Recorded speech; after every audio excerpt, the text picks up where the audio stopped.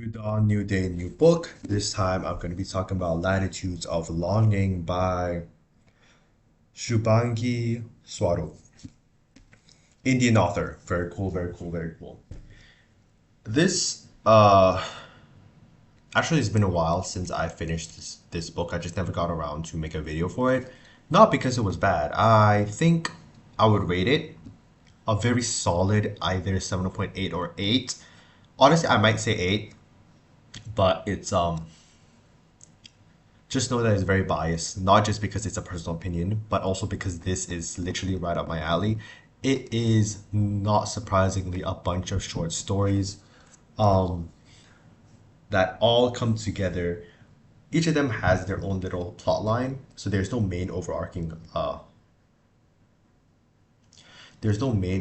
story. It's just each of the small stories that all build together for you, the reader, to get a broader picture of the world.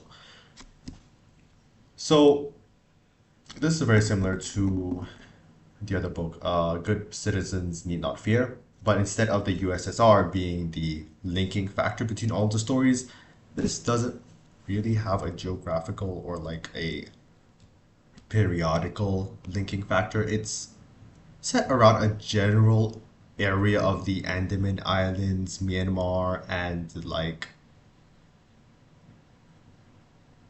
Antarctica. What the hell? I forgot. But yeah, well, if okay, the linking factor is just each of the people in the story. From the first story, you're gonna be introduced with to a few extra people, and those few extra people, some of them will be the main characters for the next story, and then it just goes on and on and on. And in the end, it kind of links back to the first story's characters. So all the characters kind of all are interrelated. So you get to see that shtick. Anyways, I think it is a great book. I actually really enjoyed it. It's just I don't have that much to say about it. It is what it is. This author, I don't know, it's probably very obvious. It's called Latitudes of Longing. So it's no surprise that geography is a big part of this book. I say big as in not in a way where you're going to see volcano facts every 10 pages. Because in the end of the day, this is a fiction book. This is a general fiction book, but it seeps into the writing. And I think I don't know, it's very cool actually how she did it. Because there's also this other factor of um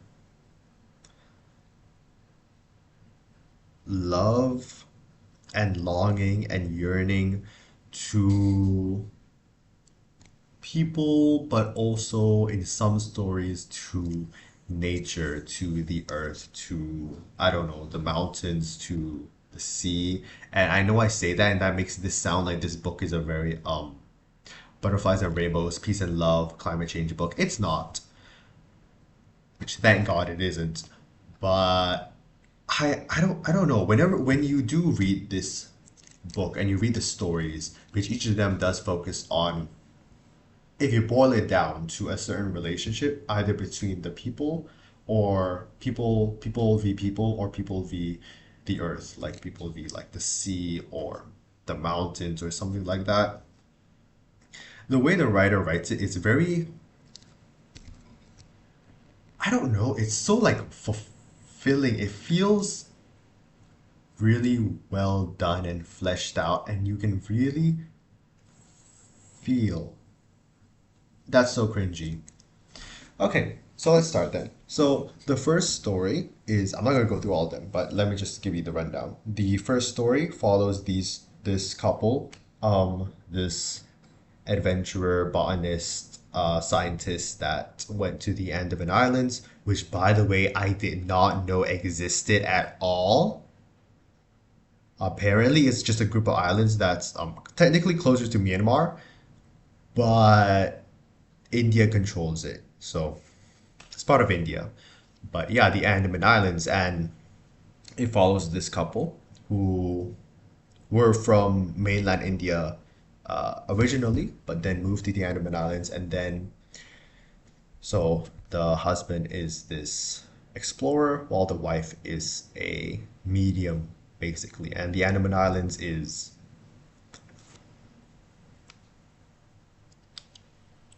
well, at the time that this book was set, it's very you really get the feel of nature. So, earthquakes, floods, mountains, things like that. I don't know. This is a perfect place for a person who loves geography to write about a book about geography and people loving geography. Wow, what a convenient starting point. But yes, after that, then during that story, we also get introduced to the protagonist of the next story, which I didn't know was the protagonist of the next story. But dude, apparently there's an ethnic group called Karen people in the Andaman Islands who are originally from Myanmar, but then they went there for like religious reasons. Was it religious reasons?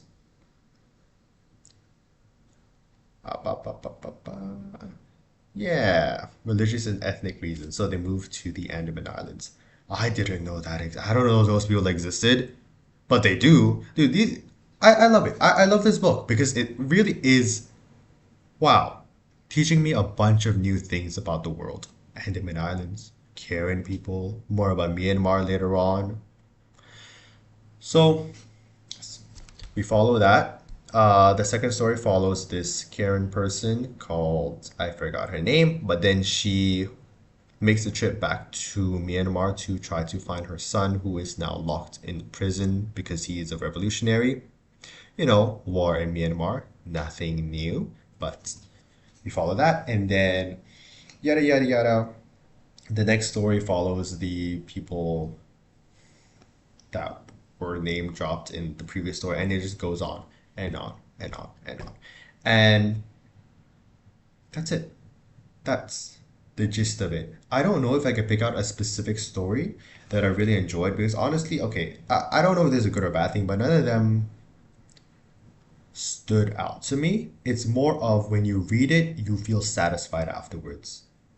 And also, it's more of like nothing like crazy happened because this is just a general fiction book. It's not like someone was shot and died. I mean, I guess the prison arc is kind of crazy, like the revolutionary son, where he was stuck in prison, and dude, that chapter was grueling. Where he was like electric chaired. Was he? Yeah, he was freaking electric chaired for like a good 5 pages, and we just had to sit through that and read through that. Crazy chapter, but wow, lovely writing. Amazing, amazing. So I think that's why I didn't really have that much thoughts. You go inside this book, you read the chapters, you feel that fulfilling feeling. You get the love that the husband, the botanist husband has for the Andaman Islands, the love that the Karen mom has for her son, the love that the son has for I don't know freaking Myanmar or something. And then you have freaking other stories. They have it like all here. Let me read it out to you and tell you how crazy how diverse, how varied these stories are. Okay, so this is in the freaking blurb or whatever you call it. So you get a geologist working to, oh, that's not it. So we follow a scientist who studied trees and a clairvoyant who speaks to them, which is the first story. Then you get a geologist working to end feudal wars over a glacier, which is right at the end. Octogenarian lovers, new word dropped. Anyways, that just means they're really old senile lovers. A mother struggling to free her revolutionary son, a yeti who seeks human companionship, a turtle who transforms first into a boat and then a woman, and the ghost of an evaporated ocean as restless as the continents. Dude, this book is damn varied in its stories, and I think it's so good. But it's nothing, but it, yeah. You read it, you feel satisfied, and that's that. but I love how varied it is. I learned so many new things. And that is Latitudes of Longing. Wow.